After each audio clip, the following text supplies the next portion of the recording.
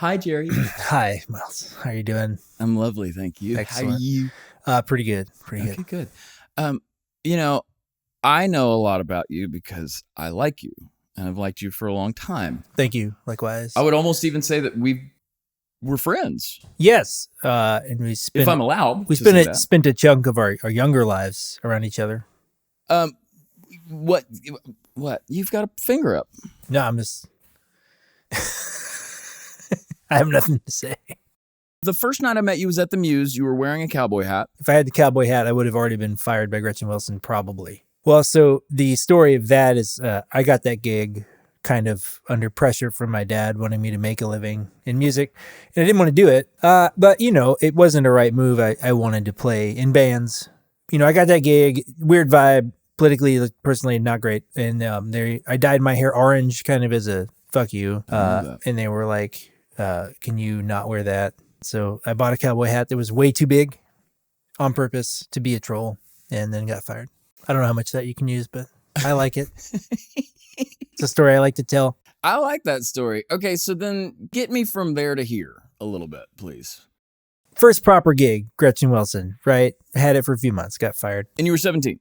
18. I was 18. Okay. Then I joined the Legendary Shackshakers. Yes, you did. For 6 to 8 months.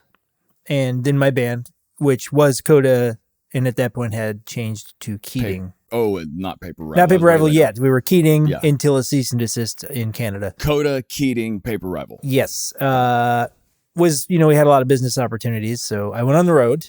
Then I joined Head Automatica, but in between I played with the records for a while. Head Automatica fell apart. That record tanked. It was just whatever. So I moved back on to just doing touring gigs and did some random Nashville gigs for a while trying to piece together session work. Spent a few years in Nashville just doing the indie thing, playing random road gigs, and moved out to LA for 3 years. I met Buick before I moved out, and I think we weren't so sure on whether or not we were going to stay together and be a thing or not, and we definitely were. And so I came back here and ended up being fortuitous because then my session career started in earnest, and then we started a band together called Friendship Commanders, and that's essentially been my life ever since. So as it pertains to the studio, I've always kind of been curious, because sometimes y'all will go out for a week. That last year we did 7 weeks. How much strategy is there in terms of booking shows around work? Do you pick slow weeks, like, No. That's week in spring break where everybody's off and stuff like that? Book what we want to do. Great. And that's it. The band is a priority. It is what I consider my life's work at this point. The session work just falls around it. And it's really not ever been a major issue somehow. Yeah. I don't hide that I'm doing it, the old chestnut of like, I'm booked, and you don't say what you're doing. Like I talk about it. And yeah. You said something that I would love to discuss, which is how to navigate the yeses and the nos of our job, because I am very transparent. There have been times where I wonder, should I have just said, I'm booked? I had a thing where I think I made a producer mad because I had to do something. It was the Post Malone show. Like that popped up and I had to cancel a week with somebody, and there was enough time. We're in Nashville, so a week's notice is enough time. I mean, a day's notice is enough time. It was absolutely enough time. But the monetary windfall versus what I was doing here already was too great to ignore. And like, that's a real thing. You have to factor that in for your own well-being. There is sort of the honor code, right? You don't tend to cancel another master for a master unless it's like 2 weeks of masters versus 1 day. Unless it's like Post Malone. Yeah, which is same thing. Same situation. Yeah. I mean, because what that does for your career moving forward is far more than the $400. Yeah. But today, like I got asked to do a session with a very large, well-established artist, and I was already booked on a new artist's record, a triple, and I had to stick with that. I just said, that's what you do. That's the right move. And man, here's the thing. There's so many people doing the I'm booked gag. Yeah.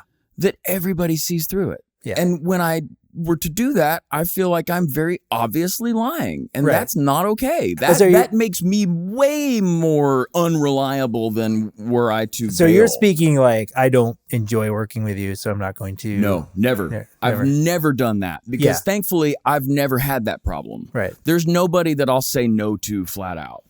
But I'm very honest about my personal life in those situations. You know, like I need this time for myself. Or whatever it is, you know, and especially for me, the majority of the problems that I'm having are just in terms of needing a certain amount of time during the week to do overdubs.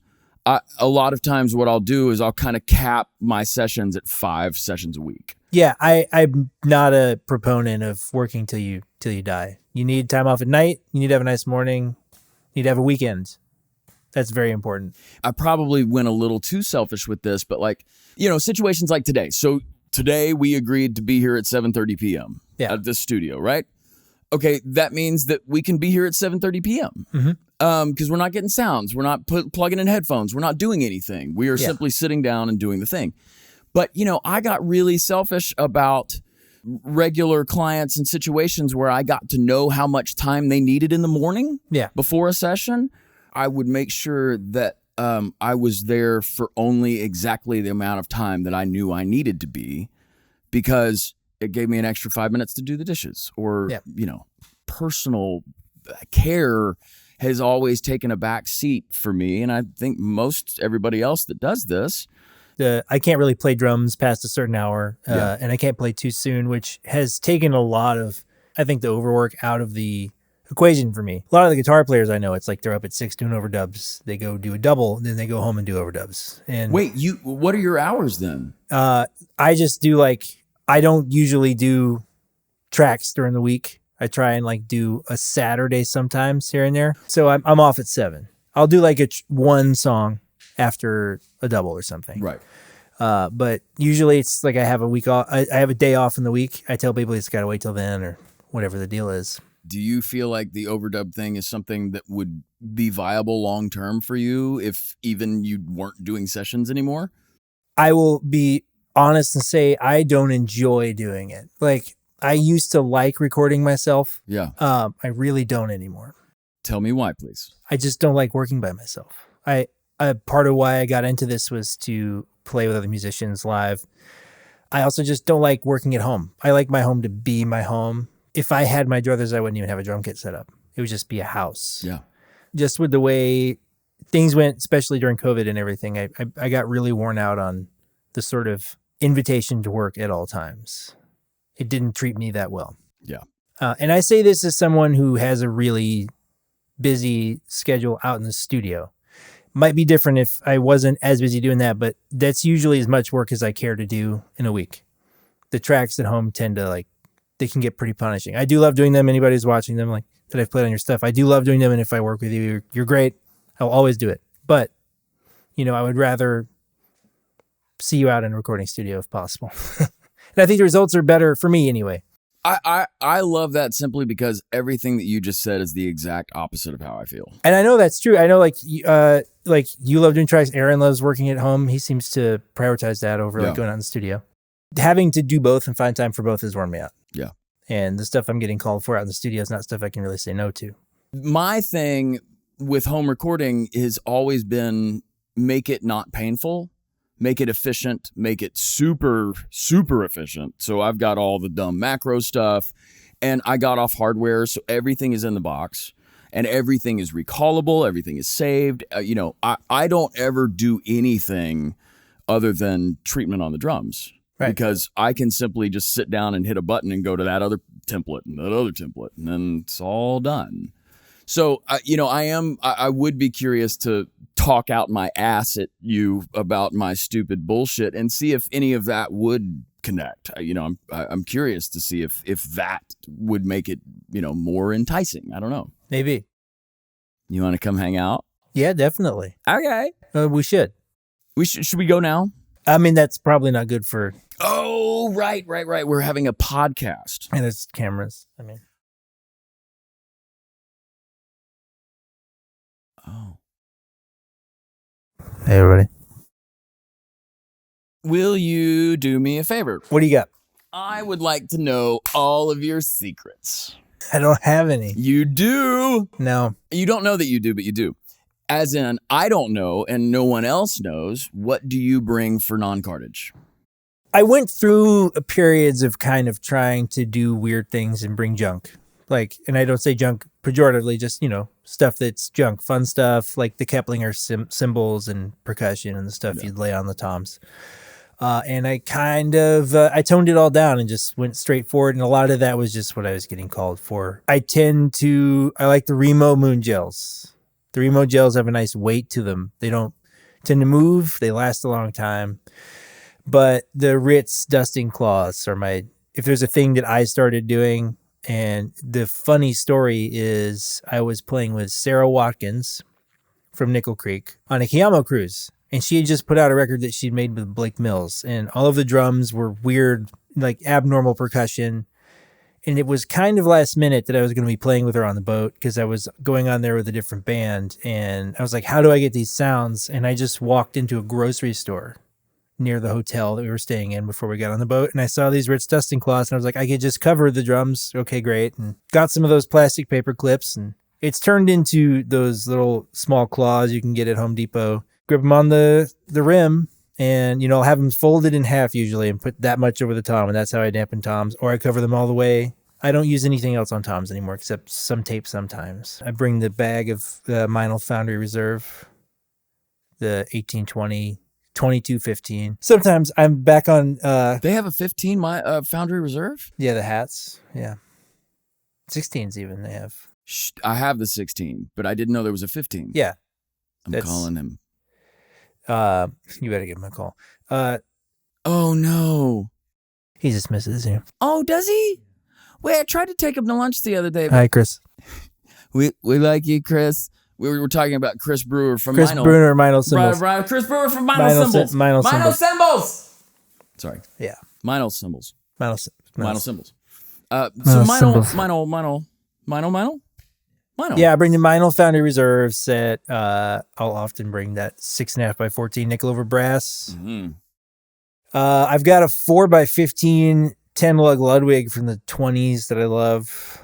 It took me a long time to find one of those.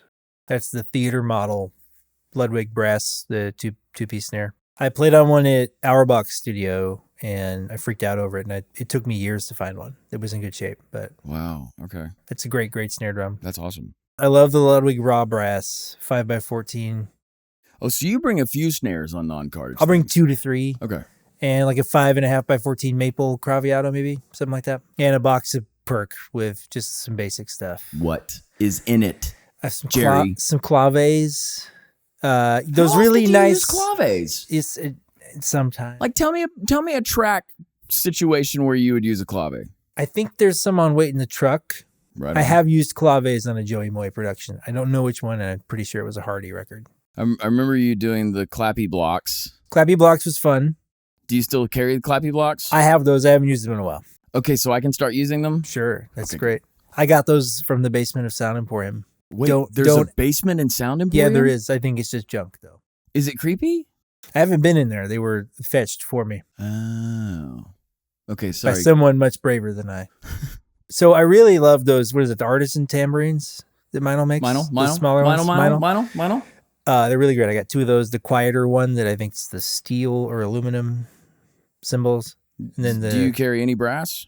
They got the brass one as well, the brass tambo. Their studio shaker. That's the best. Louise Conte. Wait, the smaller shaker. one or the big one? The sort of round one. That's the smaller guy. Yeah, I love that one. Nice and chunky. And the Louise Conte signature. Great man. I've never met him, but I'm sure he's wonderful. Yeah, he's a great man. Have you actually met him? Yeah. Oh, shit. At Robert's Western World many years ago.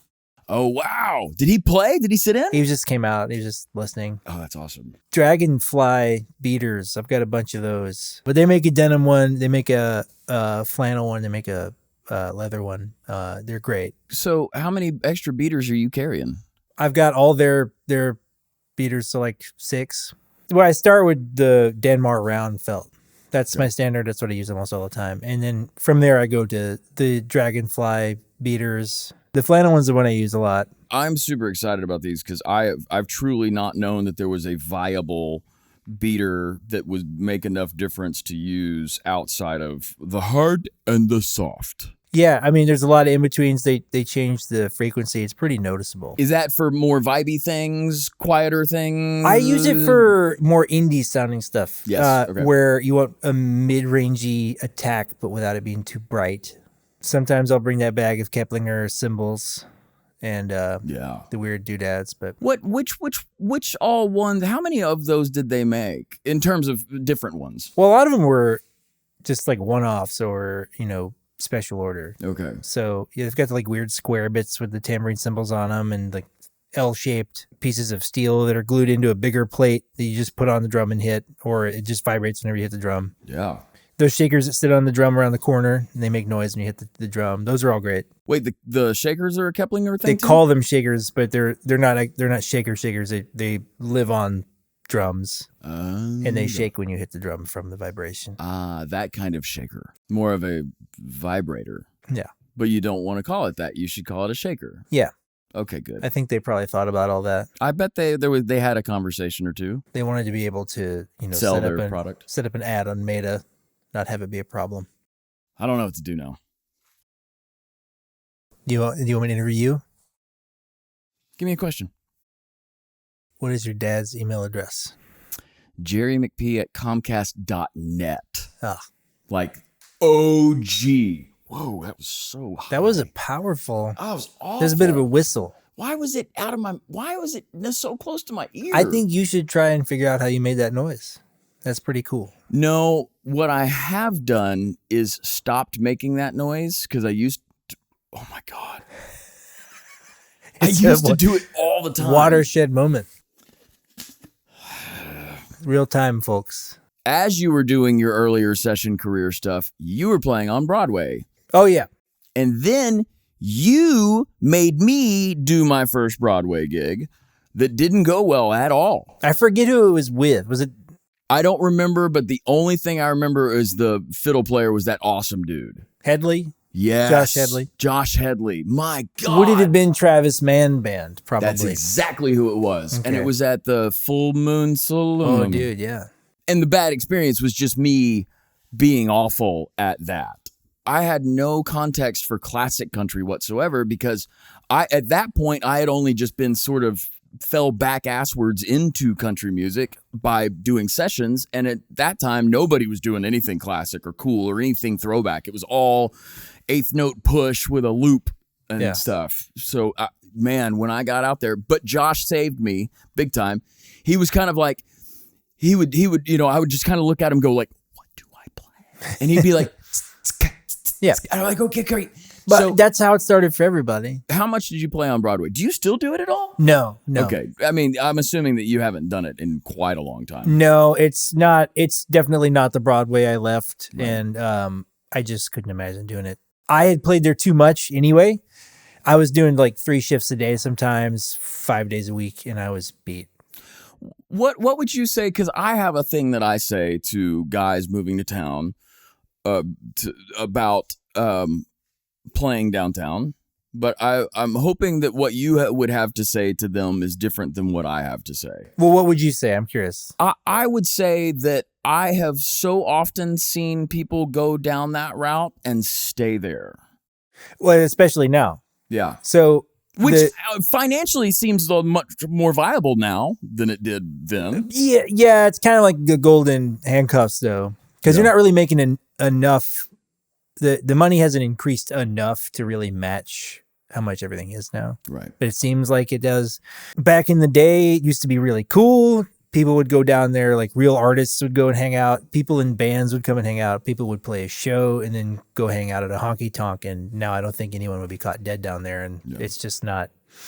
It's a great way to make a living if you move here, but try and avoid it at all costs. And I guess more importantly is what I would say is that it is not something you need to do in order to start a studio career. No, and in fact, it might hamper it. And that's been my point. Okay. Yeah, you can get stuck and you can get worn out. Just in a lot of ways, like you can get beat up physically. It can make your attitude terrible. Do you think there's any perception involved? Yeah, I think at this point now. It used to be fine, used to be cool. Yeah. Now it's I think now you can kind of. I think right as you quit, it became uncool. Yeah. And it has everything to do with you.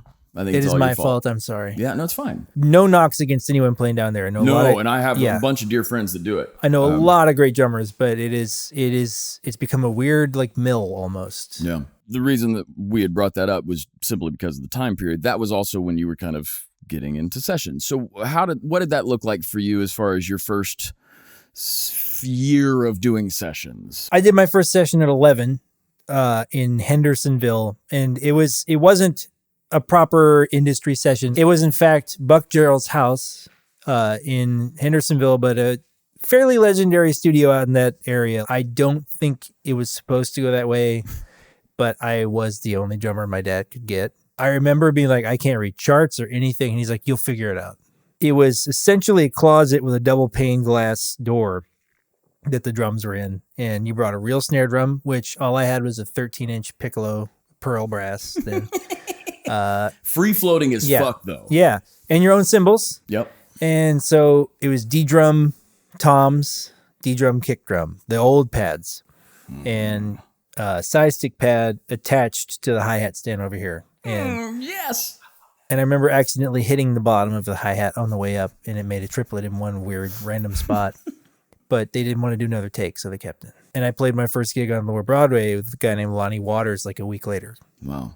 School and my parents got divorced. A bunch of stuff happened, and I didn't really start working as a musician again properly until about the age of 17. Then I came back out of it when I joined my childhood band with Matt Hungate, David Hungate's son, Beth Nielsen Chapman's son, Ernest Chapman, and Tim O'Brien's son, Jackson O'Brien.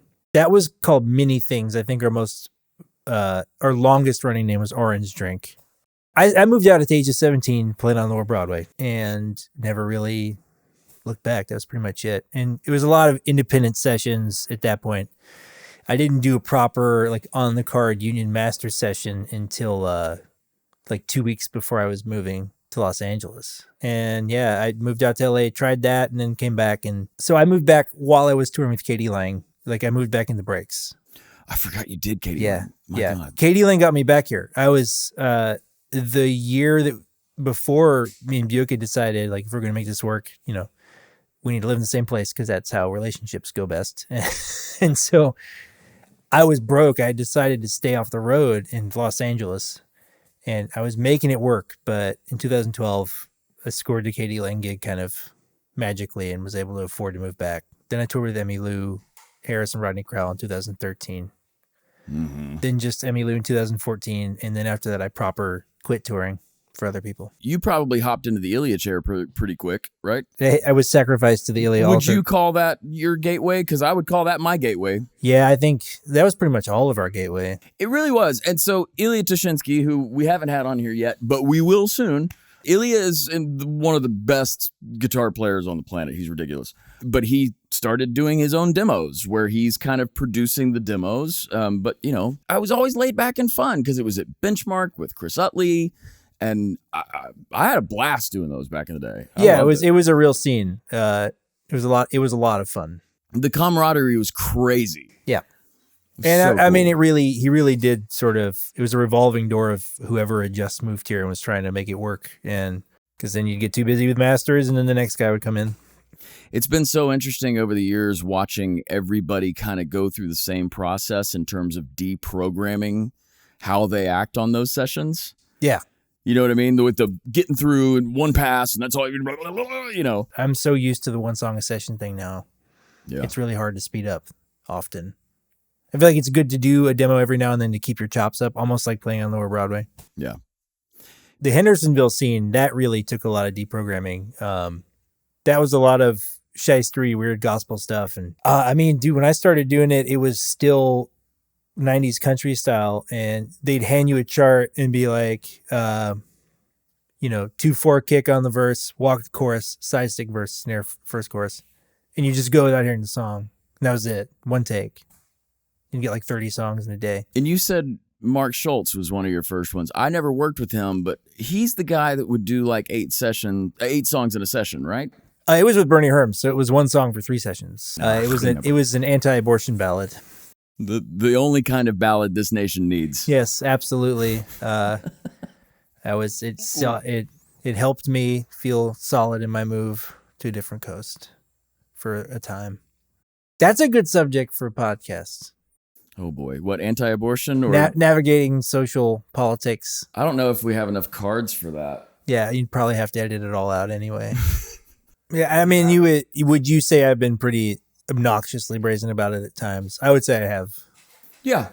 But even then, a lot of that was an earlier perception from me where I cared too much. So the Gretchen gig was actually a very interesting situation. When I started doing sessions in the Hendersonville group, it was a lot of, I'm lifelong atheists, and I was born into that. Like, neither of my parents were very religious, and I was, growing up in Nashville, it was very easy to get pushed away by the culture. Like, it didn't make it look good. You were not welcome, and you're like, oh, these are not nice people. I spent my whole childhood getting told I was, going to burn in hell, whatever. It was not great. I went into the industry with a chip on my shoulder and kind of made it a point to be really like upfront about what I was like. I grew up and spent my teens like angry to a fault. Started out doing those gospel sessions, kind of being quiet about it, and saw some really terrible behavior, like the worst, like people getting taken advantage of. I stopped doing those sessions because I had like a moral, like I had to get with myself about feeling partially responsible for fleecing these people out of their money. Kind of worked against working within the label system as a point of pride because I was like a hard rocker and I wanted to be that guy. And I realized how stupid that was, and it was kind of becoming what I hated to an extent. Yeah, I never really stopped being quiet about my religious and personal beliefs, and it never really caused me any trouble for some reason. There's some truth to being respectful about it, but I don't think hiding who you are ever really works. And I don't think you should. Yeah. At least not me, because I am so obviously full of shit when I try to. Yeah, I mean, I think everybody is. No matter how, like, you're clearly omitting some facts or you're smiling through it. I think people would rather know who they're dealing with. It might take you out of some certain situations, but it won't really harm you in any meaningful way. And it'll lead to a happier life. And those certain situations are probably ones you shouldn't be in anyway. Yeah. Making no bones about rock being where my heart is, like that ended up working for me and getting me, in on certain sessions. And like, also like, that Gretchen gig, bad fit. It was weird. It was weird out there. And, I was glad I got fired. I went out with the Shackshakers. It never would have happened. And that kind of led to everything else. I might not have gone on the road with Keating and like ended up in Head Automatica and met a bunch of friends. Keeping your identity together and like having a good career. You're not going to have a great career trying to be a jack of all trades anyway. So while you do have to bend yourself a little bit to whatever's happening with sounds and trends, try and play like yourself and always try and have your own project if you can. I think that's really helped me keep my sanity and keep me really enjoying sessions because it's something nice to return to whenever I take a break with my band. I do learn things from the session world that I use in my band and vice versa. You just shouldn't do the one thing too much. Yeah. Always play live. Never stop playing live. I'm learning that. Yeah, that was when Paul Franklin gave me that advice. He said the worst thing he ever did was just do only session work because you have to hit it live. You have to make it work. Yeah. It has to happen. You can't miss your mark and, it keeps you alive, makes you try things. Don't get in a rut. That's pretty much all that is. And know that when you do, it's not their fault. It's your fault. You know what I mean? People get in a rut that they blame on the industry or they blame on the shift in sounds or whatever. They'll find anything to blame it on. But you're burnt out. If you weren't burnt out, it wouldn't be a problem. Maintain that self-awareness. You're going to get in bad habits. Everybody's, no one's above it. Losing work or you lose an account or you're just feeling bad about stuff. Look inward, see what's going on. And even if you're not doing anything wrong, you might just need to change something to keep your interest, keep yourself happy. Having my own project, I think, earned me more respect from the people that hire me anyway, because they're like, oh, this guy cares about stuff. Like he really loves music. It's really you're the genuine article then. You know what I mean? They're like, oh yeah, he's not here for the check. Yeah, which I am, because you have to eat food and have gas. Stuff. You're like 6'7", so you need a lot of food. Yeah, I need good creatine, protein powder. I feel like getting into rates is just figuring out how comfortable you are with losing certain work. That's pretty much it. Like I don't want to do these sessions anymore. Here's my rate. And then if they say, yeah, then you're good. You want to do those sessions now. Yeah. That's pretty much it. It's just how much you value yourself because you might not work. I think most people would be surprised how willing people would be to pay. You know, we get so scared to voice that concern, and then they're like, "Oh yeah, great." You're like, should I have asked for more? I've been told by numerous more pop-centric producers that Nashville players don't charge enough. Take that for what it's worth. The card removes a lot of that awkwardness, and I appreciate that about the card. And it ensures new use and all that stuff. Credit being appropriate, which is great. You can go from the demo world trying to worry about getting it right the first time, and I think a lot of us are always trying to it's like a point of pride if we can guess what the person we're working for wants, and the quicker you can let go of that. If you get too in the weeds with that, you can take it personally when it ends up wrong, and it's never personal. That is the issue, is where people don't pivot quickly enough from, well, I think this is what it should be. Yeah, you dig in your heels on. Man, and I realized that try to win the session. It took me many years, but I've gotten to the point now where even today, this morning, there was a session with Kenny Royster, who I love. I love working with Kenny. And he had an idea that I thought was terrible. And my gut reaction was, well, I really like, and as soon as those first came out of my mouth, I was like, yes, I would love to do exactly that. Try it with joy. That was something I learned from Derek. I made fun of him for a while because he was so affable and so amenable. That's the word. Amenable, yes. Whatever. Is it not? Is it amenable? It's amenable, I believe. Oh, shit. Yeah. I've been saying it wrong this whole time. Amenable. Whatever. Yeah. But it truly, even just the tiniest little, yeah, sure, I'll try it. Have you tried this cajon part? That's maybe where I draw the line. Thankfully, I can say, no, I haven't. My dad, who was wonderful, who also helped put me in this chair, for one of my birthdays, later birthdays, like probably early 20s, where I had already been doing this job for a good while. And he gave me a cajon for my birthday. And I was offended. Yeah, I get it. It's I wanted to take it back. Yeah. And I never did. And, I would love to say that I've used it. I haven't. There was a bunch of drummers. They had sort of like a bonfire, I think, once. And one of them brought a cajon. And Chris McKee was there. And he just picked up the cajon and put it in the fire. The line between jumping from demos to masters is kind of blurry.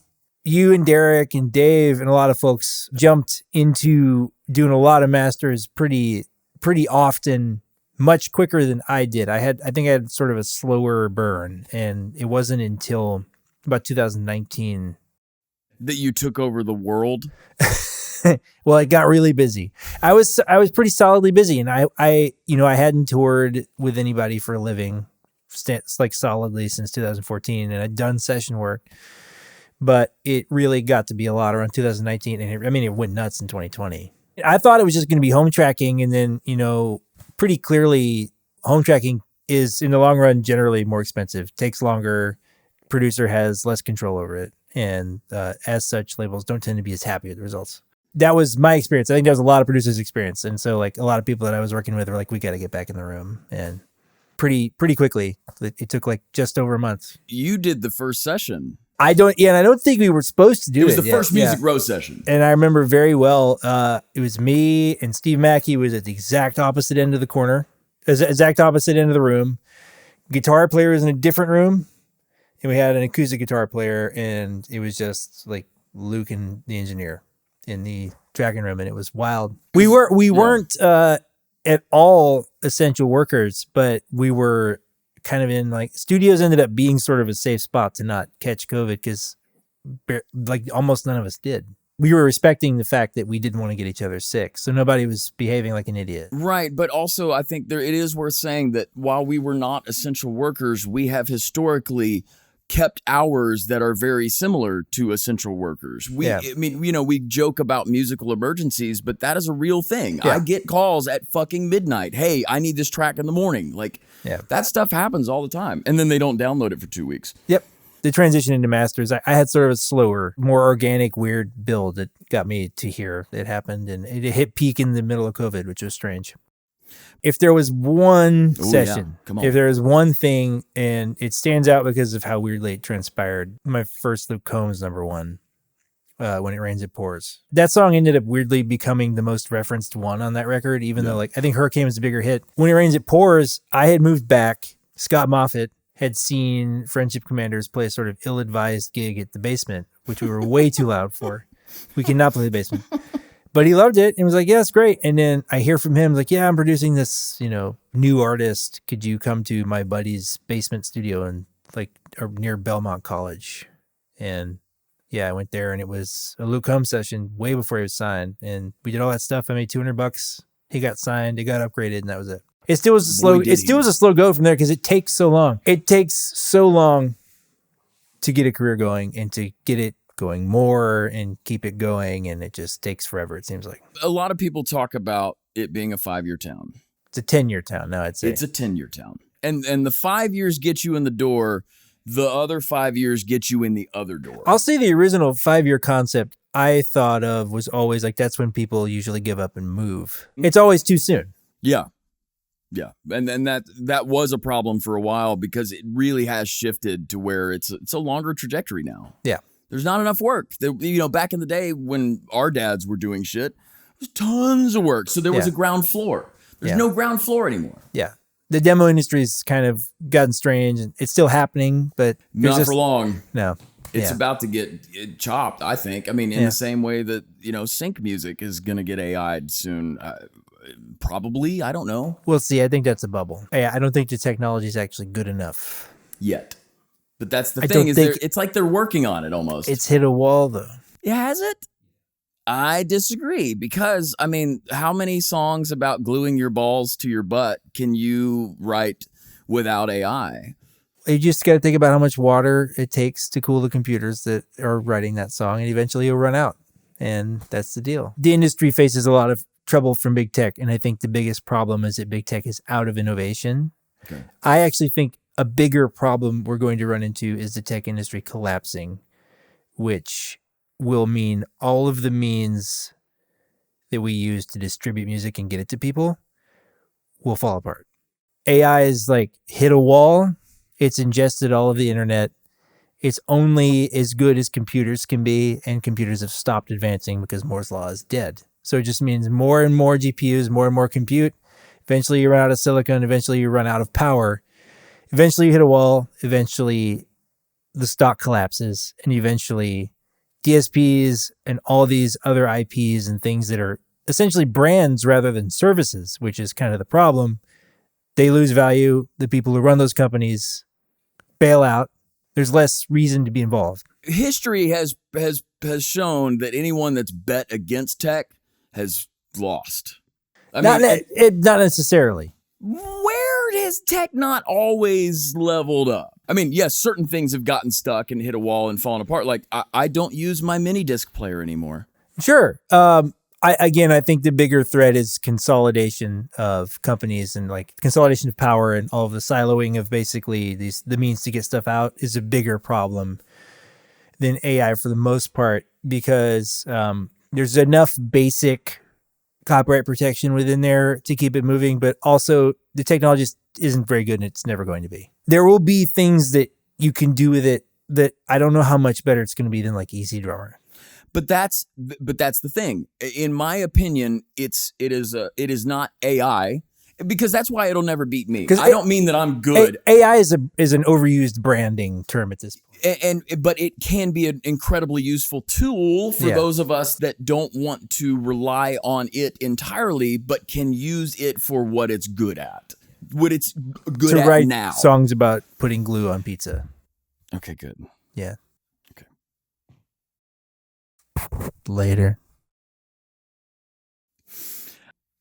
I'm a very big fan of these awkward silences. There's a lot to edit out of this one. Oh, God, the whole thing. Yeah, it's good. All of it.